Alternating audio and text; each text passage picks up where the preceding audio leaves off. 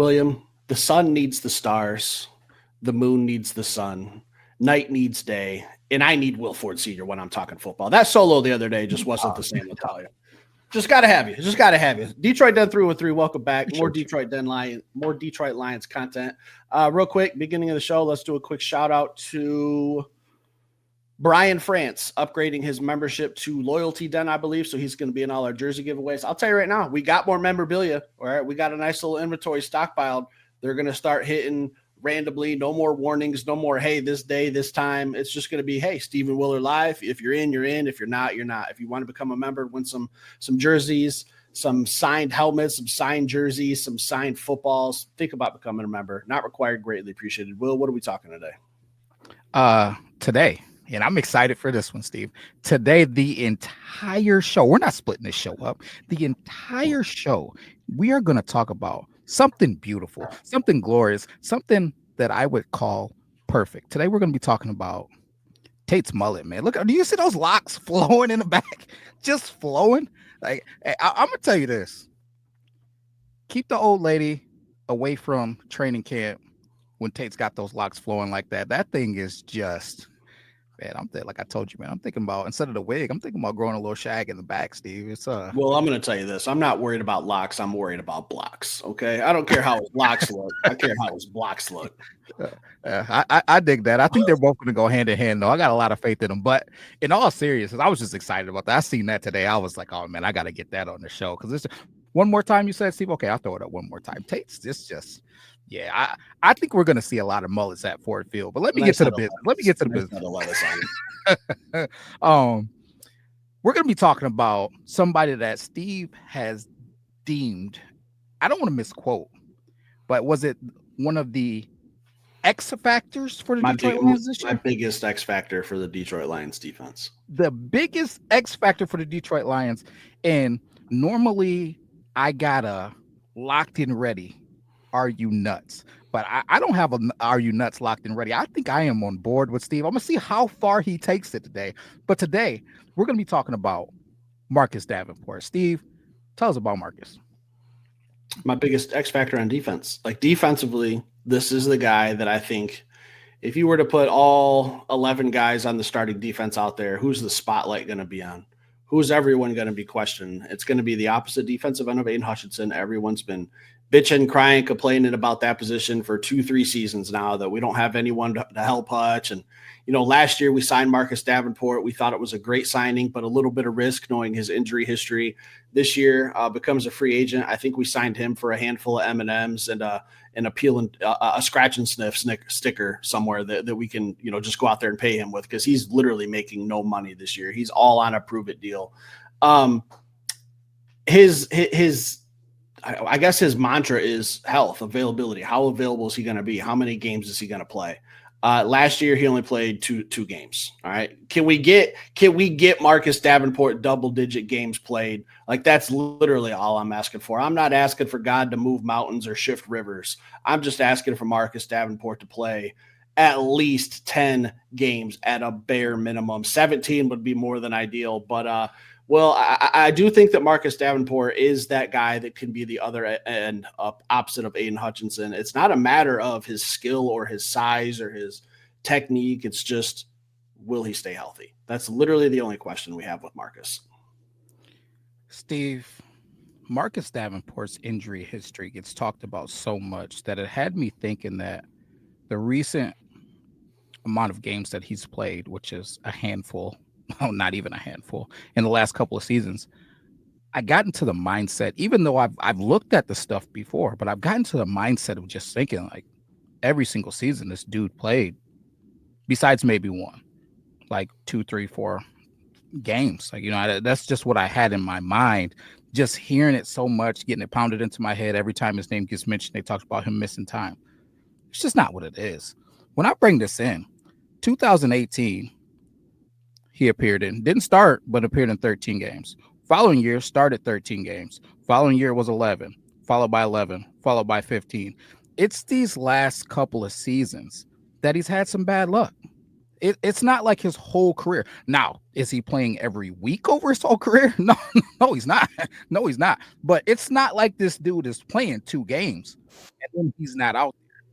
I think we're set up for a perfect situation for him here in Detroit. One, because he's making $10 this season if he doesn't play. Dude, we're gonna make more money than him out there on that field. That's a little bit of extra motivation. When I went through his injury history, it's not like he's got this crazy injury history either. He banged up his shoulder. He had a concussion. He had the arm fracture last year. He had a toe injury. He had a Liz Frank injury, which was the biggest one that put him out for a season outside of the arm injury. But it's not like it's things that he gets banged up and then he's out for the season every time. Most of the time, he's out for 2 weeks, 3 weeks, and then he's back into the lineup. Steve, after going through his injury history and then watching some film, not only are my worries from here to here, I'm not going to say they're gone, but they're moderate. They're moderate worries.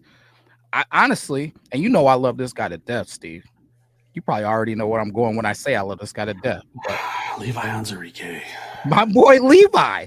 I feel like we got more worries with Levi Onwuzurike than we got with Marcus Davenport, just because Levi Onwuzurike has been out there for 1 season in his whole career. Like his back is fused with pieces of my spine, your spine, Little William's spine. Like it's like we had to piece that thing together to get him out there to put a Band-Aid on that thing. So if Marcus Davenport combined with Levi Onwuzurike and Pascal and Al Muhammad and the rotational pieces, Hassanin, everybody, man.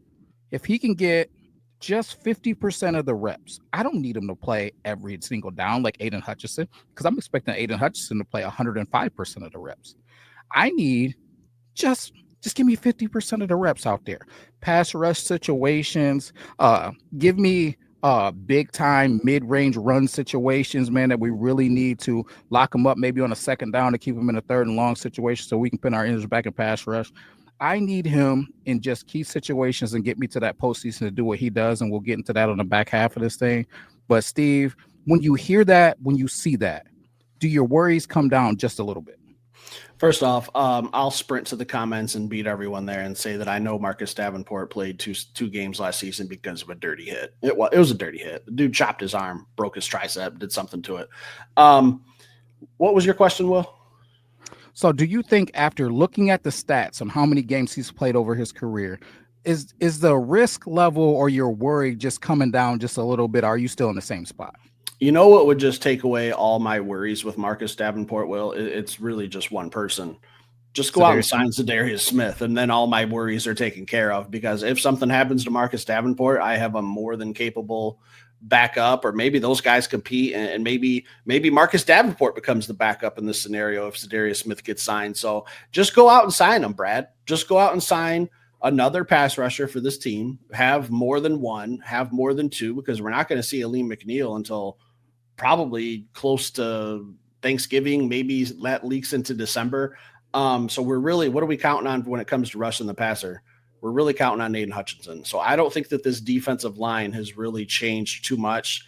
Tyleik Williams, like, he's still a rookie. I don't put Tyleik Williams on like any type of pedestal where I'm expecting like a monstrous rookie of the year type candidate in Tyleik Williams. Like you kind of get like a free pass as a rookie, in my opinion. Like, just go out there, learn the game, get your ass kicked a couple times, a little bit, and we'll see you in year 2. But if you do great as a rookie, then that's absolutely perfect for the Detroit Lions. But I just don't want to put too much pressure on Tyleik. So just take the pressure off Aiden. Go sign Zadarius Smith. Make this a sure thing. Have waves of pass rushers. Give Hassanin some time to develop. It's just, when we talk about this position, you can't have a conversation without mentioning Zadarius Smith. I think he just takes away a lot of anxiety for a lot of people. I get it, and I'm still cheering for Zadarius to come in, man, and get back to Detroit, rock that Rasheed Wallace jersey week 1, get the vibes going, and maybe cash out raps at halftime. I'm just, hey, Sheila, let's make this stuff. It just makes sense. But sticking with our guy here, Steve, Marcus Davenport. Another thing that I was thinking about was, if we drafted Marcus Davenport and said, like, if Hassanin's statistics, his attributes, his measurables were the same as Marcus Davenport's, I think people would be going absolutely bananas. When I look at this, and I'm looking at 6'6", 265, and coming off of last season, it was more like 285. Now I'm going to get into it may be back to 265 now, but he's went through phases of his career where he's tried different things. But if you told me almost 34-inch arms, if you told me that we were going to have that same body running a 4.5, right, with a 1.6 split, are we talking about Trey Hendrickson? Like what are we talking about I'm talking about from a measurable standpoint though. I'm talking about a guy that's 265 pounds at 6'6", that's running a 4.5. And Steve, today I got an opportunity to watch some film, and obviously there wasn't much Detroit Lions film from last year, but there was a couple of moments, some of them that I remember because I was watching it with my own eyes. But I started going through the film and I watched some stuff from the New Orleans Saints. Steve, you already know, but maybe some of our viewers don't know, especially some of the viewers that are a little bit new to our channel. One of the things I love about football is when a defensive lineman or offensive lineman, because Panay does it too, just physically dominates the dude across from him consistently. Like I'm not doing hand fighting. I'm not doing all of this stuff. Hey, man, you know my best move is a bull rush. I'm a bull rush you right now, and I'm a grown man, and I'm going to do what I want to you. That's who Marcus Davenport is. Marcus Davenport lines up in a 4-point, lets you know I'm coming to bull rush you, and takes not reserve tackles, not lower tier tackles. He takes some of the best tackles in the league and puts them on skates. This is who Marcus Davenport is. Steve, if this guy stays healthy, it is going to be problems this year. Problems. And when I look at how many times this dude has played 11, 13, 14 games, that's all I want out of him. I don't need 17 games out of him. Just give me 10 games, 11 games through the regular season. Give me the postseason fully healthy. I'd be happy. And I think he'll meet some incentives. He's going to be playing opposite of Aiden Hutchinson. I think there's some other guys in this rotation who can help him out a little bit by taking some of the volume up off of him. But Steve, I think Marcus Davenport is set to have a big season, probably his biggest season if he stays healthy, because everybody's worried about that guy on the other side. That guy that's probably going to go get 20 sacks. The game plan is for that guy.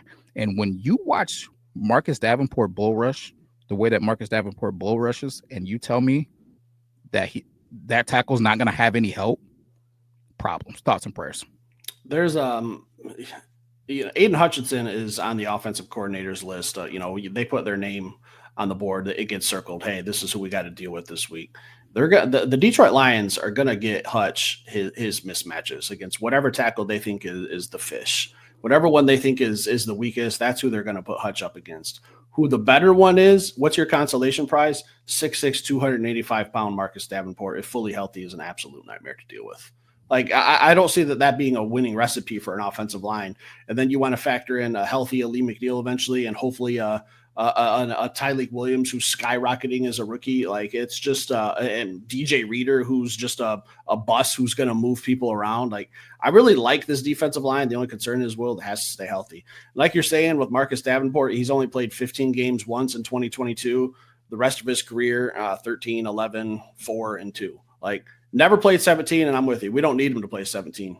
Go out, sign Zadarius Smith. If Marcus needs a day off, Zadarius, hey, you get to start this week. Hey, next week, maybe you keep starting. Maybe Marcus is kind of a rotational piece. I just want this defensive line to have options. I want this defensive lines to be stout against the run. I know we will be.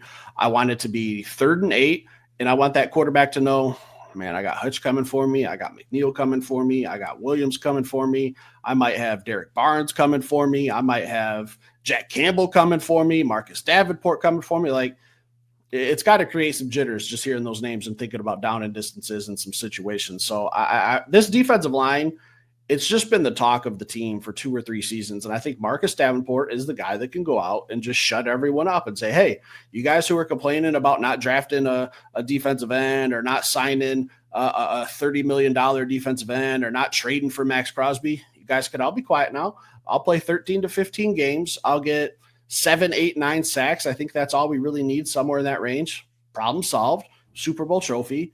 End of story. Will, that's all we got to do. Yeah, then we re-sign him for a fair price. But Steve, there's two Marcus Davenports that's floated around the league. I mentioned this earlier, and I think it's a big deal for right now because a few of the beat writers mentioned how he looks different. Coach Campbell said that he looks like he's in the best shape of his career. I, for one, remember him with the Minnesota Vikings. He looked like a freak created player. Like he looks ginormous. It just looks crazy how big he is. A guy that looks like that shouldn't be able to run a 4.5. Maybe he gained 10, 15 pounds there. So maybe it went down to a 4.6 at 285 pounds. But a guy doing those things shouldn't look like that. But if you know anything about sports, you know anything about training, you know anything about athleticism in comparison to your weight, there's a perfect weight that you need to be at your max athleticism. There's a perfect weight for your ligaments, your joints, and your tendons to be safe at. I think maybe at points of his career, his athleticism in comparison to his weight was just too much.